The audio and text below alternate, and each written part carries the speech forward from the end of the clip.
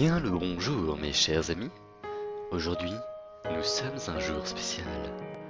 Nous sommes Halloween. Nuit où les morts, démons et autres esprits reviennent sur notre terre pour arpenter les rues et hanter les plus faibles. C'est en cette même nuit que je vous propose cette creepypasta. J'espère que vous allez mourir de frayeur en perdant tous vos cheveux et hurler comme des petites filles. Sur ce, je vous laisse apprécier la vidéo.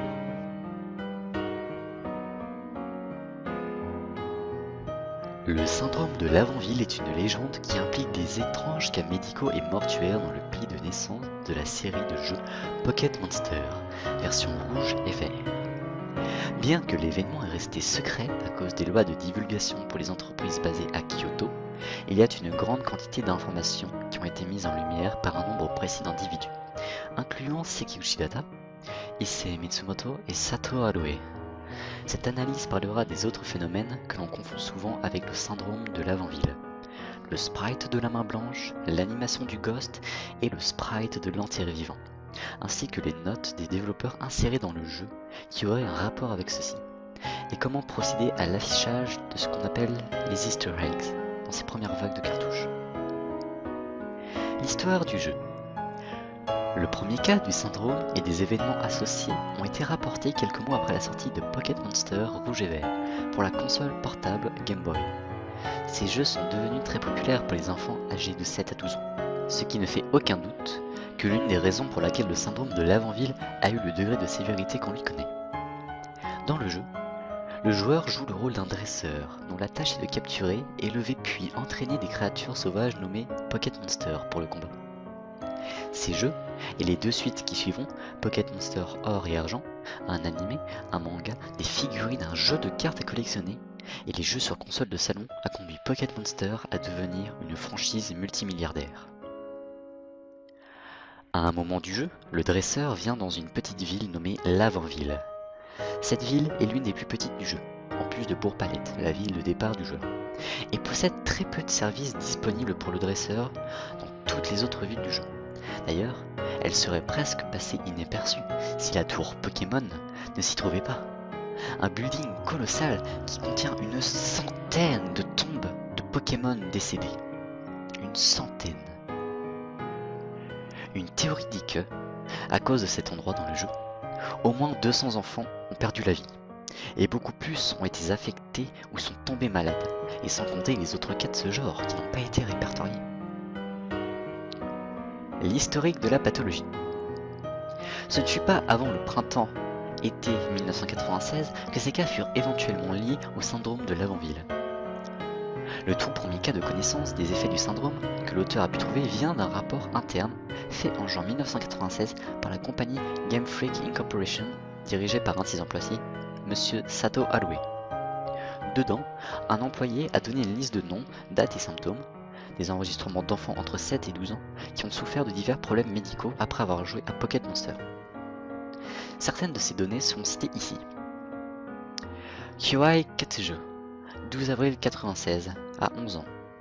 Il a développé une apnée du sommeil obstructive, des migraines sévères, une autophagie et une tinnitus.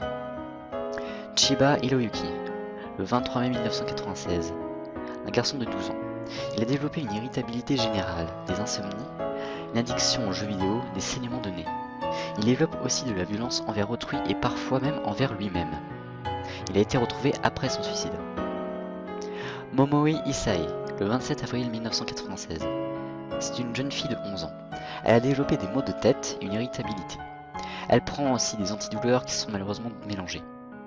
Elle a été retrouvée après son suicide, elle aussi. Yoshinaga Tamezani, le 4 mars 1996. Il avait 7 ans. Il a développé des migraines, une lenteur et une fatigue permanente, ainsi qu'une perte d'attention. Il a développé également une surdité et a disparu, d'un coup. Son corps a été retrouvé au bord d'une route le 20 avril 1996. Ce document interne montre que ces incidents étaient connectés au jeu Pocket Monster. Jusque-là, la cause n'a pas encore été découverte ou diagnostiquée par les professionnels de la médecine. De plus, il est incertain que l'entreprise elle-même ait compris d'elle-même que les cas étaient liés au jeu sans avoir consulté les services de santé. Détail de pathologie, le syndrome de Lavant-Ville. Le symptôme prédominant nommé le syndrome de Lavant-Ville inclut des maux de tête, des migraines, des saignements des yeux et des oreilles, des changements d'humeur et des irritabilités, ainsi qu'une addiction aux jeux vidéo, des violences spontanées, des réclusions et des pertes d'ascension, et dans 67% des cas, des tendances suicidaires. Cependant, ces symptômes se manifestent sur les enfants entre 7 et 12 ans qui ont atteint la zone de Lavant-Ville. La plupart ont avoué avoir porté des écouteurs en jouant au jeu. Les développeurs de Lavant-Ville voulaient au départ faire une zone qui laisse une impression différente aux joueurs, d'après Seki Uchidata, membre de l'équipe de développement. Seki dit que, au moment du développement, plusieurs développeurs voulaient faire de Lavant-Ville un coin différent du reste du jeu. La tour Pokémon en est un résultat visible, nous dit Seki dans une interview tôt dans l'année. Cela est le fait que Lavant-Ville soit différent des autres villes. Elle est plus petite, a moins de résidents, n'a pas d'arène de champions. Et bien sûr, la musique était très étrange. En fait, dans la première version du jeu, on nous a demandé de changer légèrement la musique de fond de la ville, parce que cela pourrait ennuyer les enfants. La musique utilisée au final est différente. Seki ne savait rien de l'impact de la musique de Lavant-Ville, ou bien il modérait ses paroles quand il disait combien les enfants pouvaient être ennuyés. Rien de plus à propos de la musique, mais il y a d'autres mentions macabres sur Lavant-Ville. Ce que Seki a oublié de mentionner dans Game Dimension Magazine était que la musique utilisée sur les premières productions de Pokémon Rouge et Vert formulait une expérimentation sur les binaural beats. Utilisant différentes fréquences de son, chaque fréquence jouée peut une oreille à la fois pour les écouteurs, différents effets psychologiques ont pu être observés sur le sujet qui les écoute. Dans la plupart des versions, cela résultait aux joueurs se sentant mal, ayant de l'appréhension et moyennement dérangés. Cependant, pour environ 200 enfants, cela a provoqué une variation de désordre au cerveau qui ne put être purement détectée par des oreilles adultes pleinement développées. Seuls les enfants étaient victimes de ces sonorités, résultant à ces problèmes psychologiques et physiologiques qui dans certains cas aboutissaient à la mort. Des suicides pour la plupart. Cependant, le syndrome de Lavant-Ville n'est qu'un des problèmes qui causent des problèmes aux malchanceux qui ont eu ces séries de cartouches. Bien qu'ils furent moins connus, il y a une variété d'effets visuels utilisés dans Lavant-Ville qui ont causé des problèmes médicaux aux enfants, certains toujours disponibles dans les séries de production qui ont suivi. Détails de pathologie, les sprites. Ces effets visuels sont connus dans le monde de la programmation comme le sprite de la main blanche, l'animation de Ghost et le sprite de l'enterré vivant. Chacun a causé des maux de tête, des nausées et dans les cas graves, des hémorragies du cerveau. Alors que 70% du syndrome de Lavant-Ville est dû à la musique de Lavant-Ville, le reste est divisé par ces phénomènes visuels. C'est en partie dû à un stimuli visuel arrivant après que le joueur ait entendu la musique de Lavant-Ville.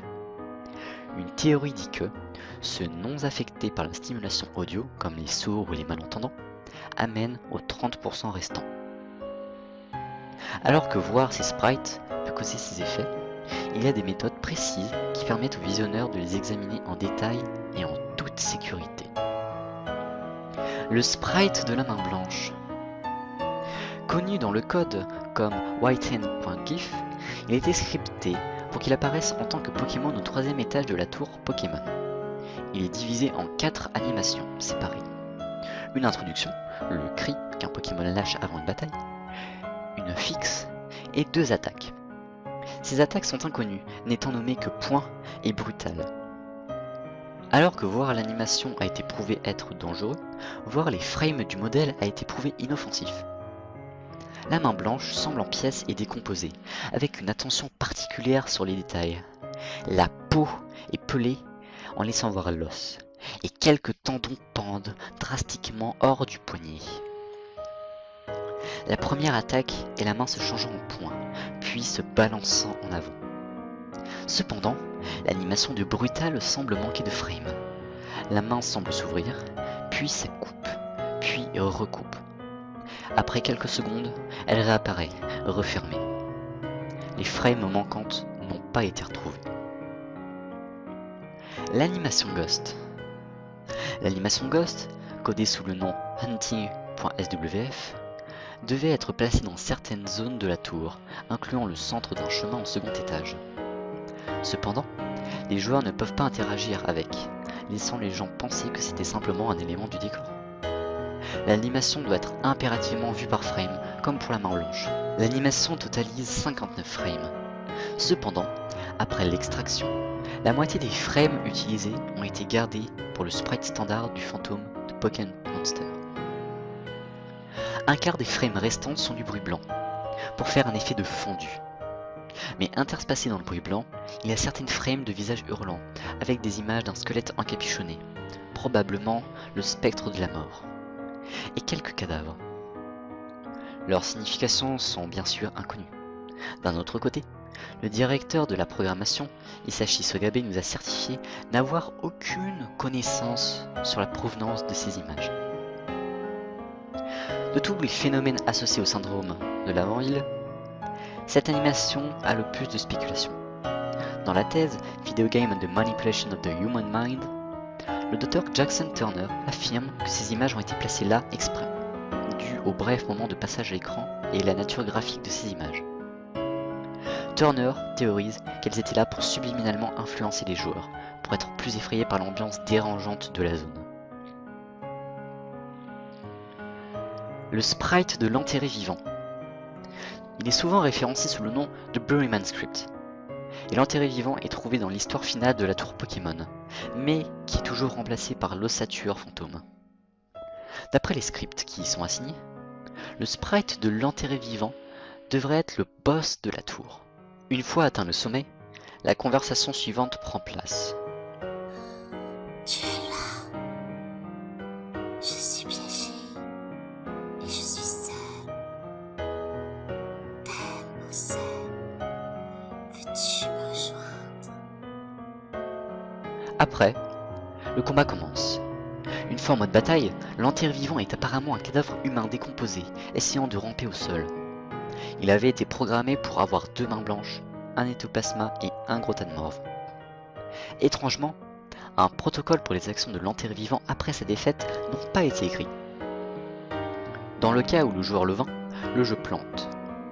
Cependant, une fin spécifique a été écrite par un programmeur inconnu dans le cas où le joueur perd le combat. Dans cette fin, l'enterré vivant dit Enfin de la viande fraîche. suivi par des lignes de texte incompréhensibles. Ensuite, il tire le joueur à l'intérieur de sa tombe. Et la scène finit par un typique Game Over. Et en arrière-plan, une image de l'enterré vivant dévorant le joueur est visible. Encore plus étranges sont les protocoles ouverts après cette scène. La cartouche télécharge cette image dans la petite mémoire interne de la console Game Boy, remplaçant l'habituel Nintendo qui s'affiche lorsqu'on démarre. Les 2 bips de ce moment sont ainsi remplacés par un son au nom de code staticmesh.wav. L'intention de cet effet, contrairement au facteur amenant au syndrome de l'avant-île, est inconnue.